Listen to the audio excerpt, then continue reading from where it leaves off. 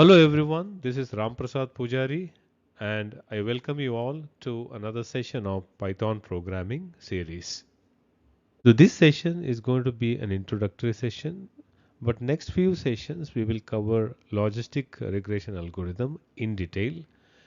We will explore the logistic function, the cost function used in logistic regression, the training process and the evaluation matrix. So there will be a theoretical aspects as well as the practical aspects, both will be covered in this. So let us first understand what is logistic regression algorithm.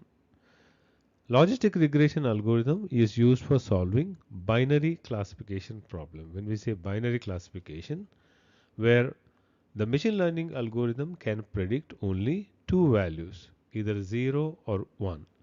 So it cannot predict a continuous value like linear regression algorithm. So it can categorize data into two classes or two categories. So it can have outputs which are either 0 or 1. Now we understood that logistic regression algorithm is used for predicting binary values like 0 or 1. So let us know some use cases of logistic regression. What kind of real world problems logistic regression can solve as a binary classifier?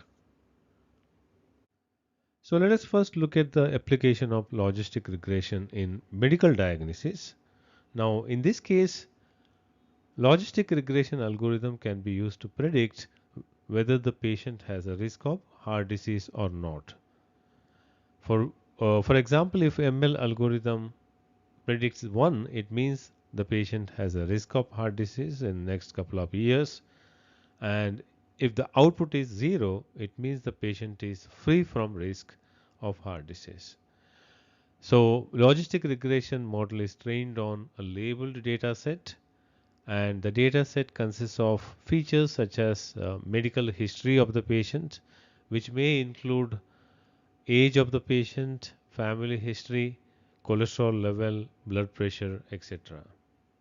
The next use case is in credit risk assessment. So here loan officer can use ML algorithm to predict whether the customer will default on loan or he will pay. So here again logistic regression model is trained on labeled data set. So data set may have features such as customer credit score, income level, employment history, etc.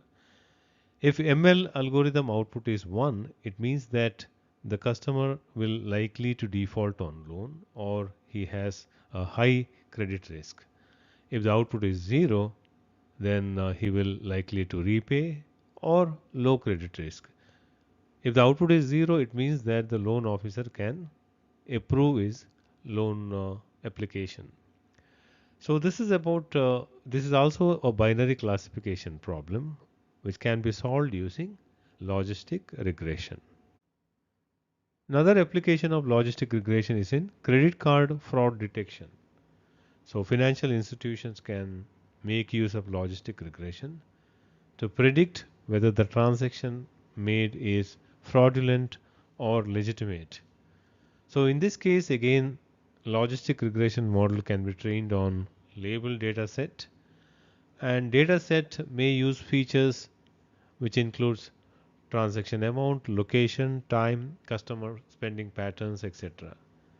So if a model predicts 1, it means that credit card transaction is fraudulent or suspicious.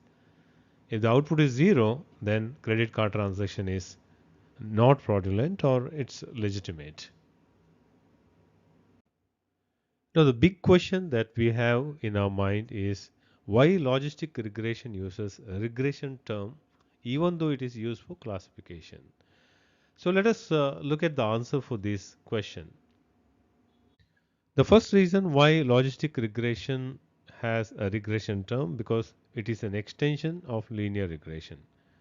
That means the logistic regression is derived from linear regression model. So there is a linear regression model which is adopted, followed by you have a special function at the output of linear regression model, and that will give a binary output. So this is how this is how a logistic regression algorithm is constructed. So we'll talk about what is the special function which is used here, and also why it is called logistic, what the logistic term indicates what. So we will talk about that also. The second reason why logistic regression has a term regression, so that is because of the mathematical similarity between logistic regression and linear regression. Because logistic regression also begins with representing output in terms of linear combination of features. Now if you look at this, we are already familiar with this learning function. We saw this in linear regression model. So this is the learning function which is used. B naught is the bias, x1, x2, x3, these are all the features, and b1, b2, b3, these are all the coefficients. So here y is represented as a linear combination of various features in the data set. So logistic regression expression also begins with this, but later at the output side you have another special function, what I just said previously, that will be used to get a binary values. So these are the two reasons why regression term is used, though logistic regression is used for binary classification. Another question that we have is, can we use logistic regression for solving multi-class classification problem? When we say multi-class classification problem, where machine learning model has to predict more than two classes or two categories, it means that output should have more than two values. In case of binary classification, there are only two values it can predict, either 0 or 1. In the case of multi-class classification, it can have more than two values. And can we use logistic regression for that? Answer is yes. So we can use for binary classification as well as multi-class classification. But first we'll try to understand binary classification thoroughly, and once we get a good understanding of binary classification, then we will see how logistic regression can be implemented for multi-class classification. Let us try to understand the various stages involved in the construction of logistic regression. Earlier we understood that logistic regression begins with linear regression model. So we need to construct linear regression model. So we have a linear regression function which is shown here with two features, x2 and x1 and x2, and z is the output, z equal to b plus a1 x1 plus a2 x2. So z is output of the linear regression algorithm. So z can take any value between minus infinity and plus infinity, because it is a continuous value in this case.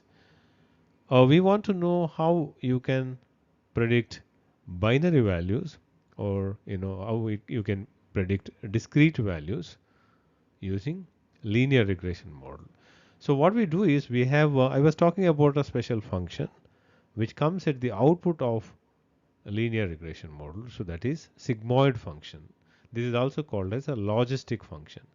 We will study this function thoroughly in the next session, but these are the three important stages. Now this sigmoid function, what it does is, z is a continuous value between minus infinity to plus infinity.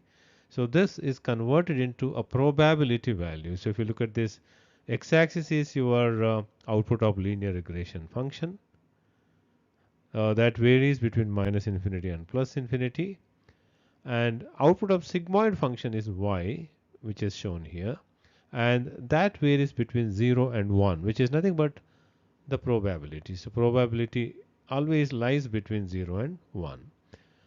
So this is the important function, which is sigmoid function or logistic function.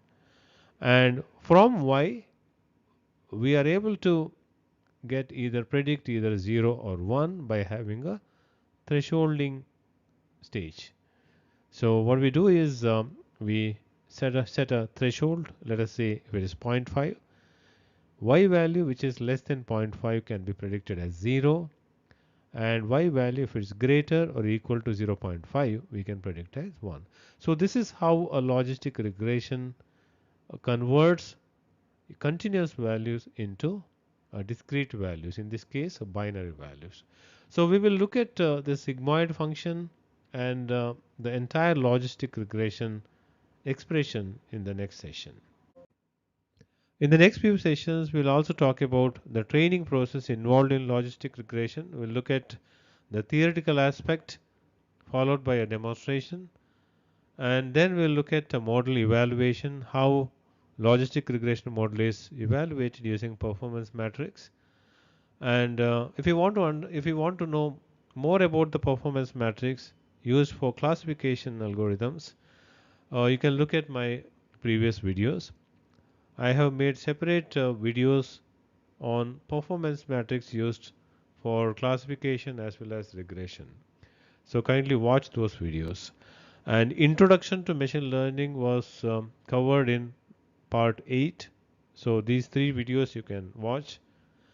For the demo session, as I told you, I'll be using Jupyter Lab Python interface, and for constructing logistic regression and training or model evaluation, I'll be using scikit-learn machine learning library. So this demo session of logistic regression also requires additional machine learning libraries such as pandas, numpy, matplotlib, etc. So I will use all of them. So this session is only about the introduction. Hope you like this video.